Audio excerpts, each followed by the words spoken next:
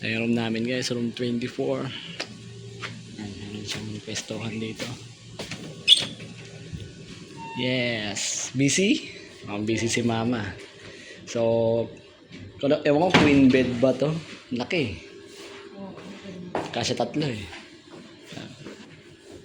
So guys. Then, eto siya. May salaminan din. Gusto na matulog. May TV rin siya guys. Andun. Then, ito yung pinaka-cabinet. May ganda din dito. Libre yan. Ito yung may bayad. Ayan, laman ng rep. May bayad yan. Pag nabawasan. Ayos ma, laki ng mirror din dito. Then sa CR, tingnan natin CR niya. Wow. So, yun, mirror ulit. Yung nabago, ilaw natin. Yun no. So shower niya from the top. Nice.